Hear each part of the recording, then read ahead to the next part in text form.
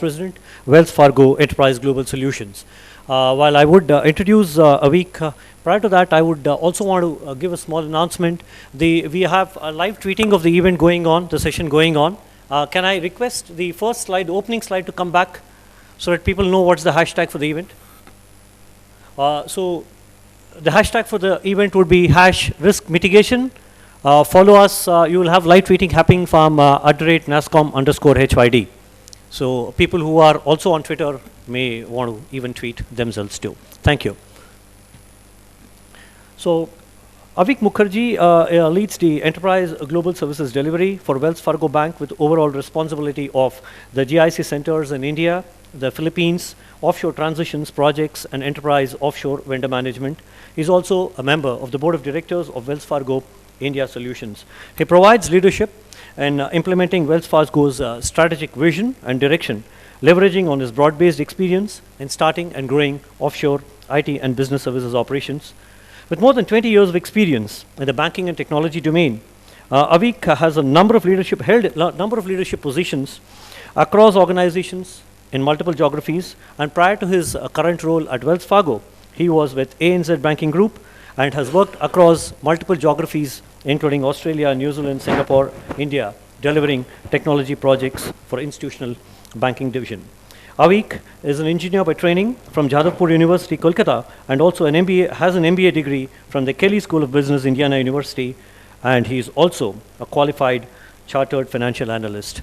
With that, let's welcome Avik Mukherjee, the keynote speaker for the day.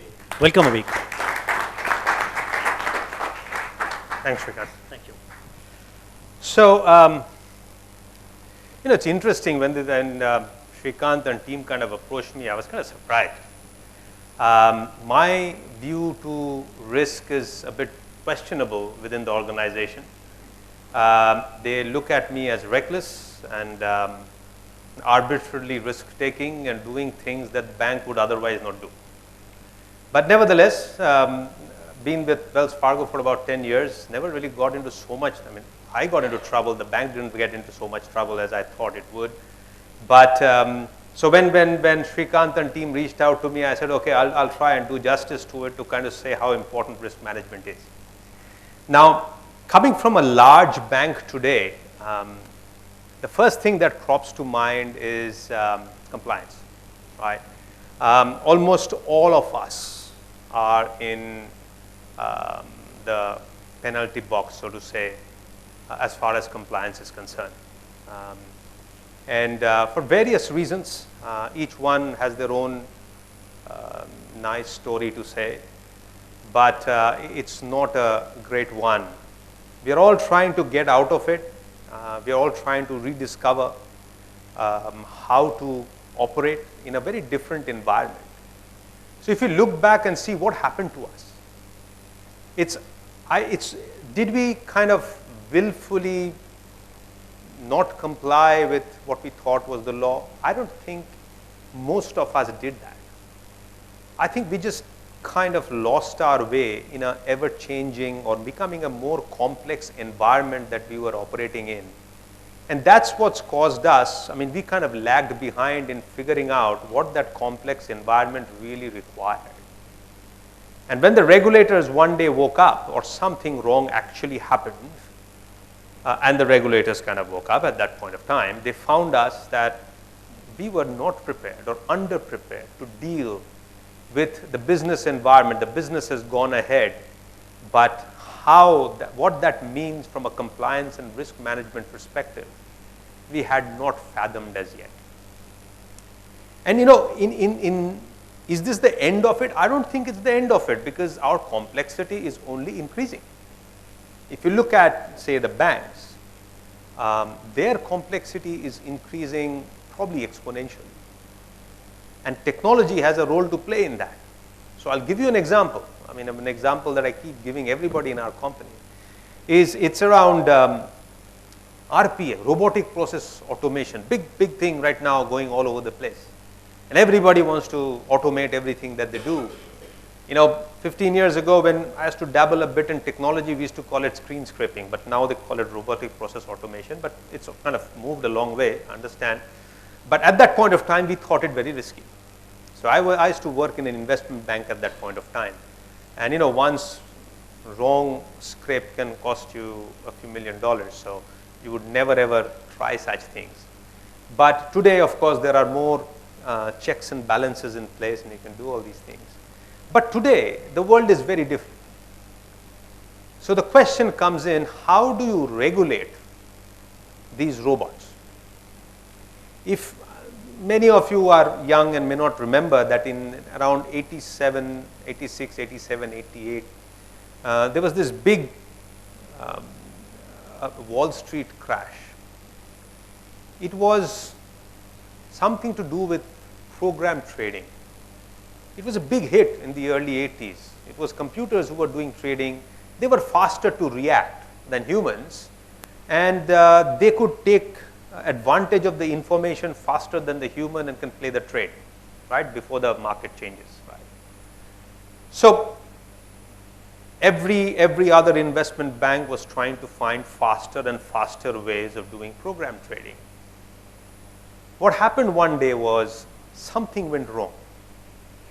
And these transactions were going so fast that there was no way to check out from a human saying that, something is going wrong, let's stop it. And at that point of time, there were no big circuit breakers and all those things. Those checks and balances that you see today in the market weren't there. It was just a big hole that it dropped until somebody physically stopped trade in the New York Stock Exchange. Right. Now, sometimes when I talk to some folks in the securities business in our bank who have seen that in their early days, and we talk about RPA, we talk in a similar way, that what happens if it just starts hitting 30, 40, 50, 100 transactions per minute? What are our controls? So I'm not taking a dig at RPA. I'm sure we still do program trading. We have been able to manage it. We have been able to put the right blocks in place, control the risk of it, know that there are circuit breakers in the market that can again control you if something goes wrong. But again, coming back, anything new that comes in, anything new that technology gives to us, or globalization gives to us, or different payments mechanisms give to us, opens a whole host of other possibilities, undesirable possibilities, which we are not sure we've thought through. And that's where basically we talk about risk management. Now, once there's a law that gets passed by the regulators, it becomes compliance, and it's just a forerunner to it. It's all the same continuum. The question is, where in the continuum do you draw the line? So let's stick to the main thing, which is essentially risk. Compliance only tries to control the risk. What do we do? We can't change the environment. We can't change the way technology is moving in the environment. We can't change all the other environmental factors that are happening with globalization, payments, and all these different disruptive players and things coming into the ecosystem. We can't change that. So what do we do? In my experience, what we have seen is a lot of our companies look at risk as another division, and they are going to take care of things. I'm going to just go and do my business, and they are going to make sure that all the checks and balances are in place. Wrong. That's probably the first mistake that you can make. You need to understand that you have to manage the risk. How would an external bunch of people, when I say external, means external to your business, come in and understand the nature of your business, what it entails, where can it go wrong, what's the, how much is at risk? All those things they cannot make up unless they become part of your business. So one of the biggest lessons that we have is how do we integrate risk in what we do on a daily basis. I think that's the biggest thing that we need to understand. The second thing is, Shrikant was talking about it long time ago. I was actually an engineer, and I used to work in a factory. And we used to, at that time, quality was a big thing. Right? We were trying to understand quality and TQM and all this stuff, Six Sigma. I think those things are extremely important today in what we do. In Wells Fargo, we've kind of worked ourselves into three levels in which we want us to look at how we operate. One is effectiveness. That's the first level. Means, are you doing what you're supposed to do? Are you making sure that you're covering all your risks? Are you making sure that the customer is protected and you're doing what you're supposed to do for the customer? If you do all those stuff, only then you look at something called efficiency. Can you do it faster? Cheaper? Make more money out of it? Get more customers? So that's probably the second one. And third, we call it about experience. What kind of an experience do we create for the customer, for us, our own team members, and all those stuff. But again, if you don't have the effectiveness, it's not even worth doing the other two. And many of us make the mistake of diving into the efficiency piece. We want to make that money and do not look at the effectiveness piece, which can kill you. You can make a lot of money, you'll probably die rich. But believe me, today's regulators will not allow you to die rich. They'll allow you to die, but not rich. So I think there's a bunch of stuff that we need to do. The other piece of it we really need to look at is, instead of kind of moving the needle from testing more to QA. So more from QC to QA. QC is gone, done. It's over. Milk is spilt. It's actually the QA that probably saves you. I mean, when I used to work in technology a long time ago, I used to have a business which I used to kind of service. And that COO, I mean, interesting gentleman, very sharp, very demanding. And he would always say, why do you do testing? So we would say that we do testing, we make mistakes and we correct it and all this stuff. Why do I pay you to make mistakes? At that point of time, I just think he's full of whatever. But if you start thinking about it, he's right.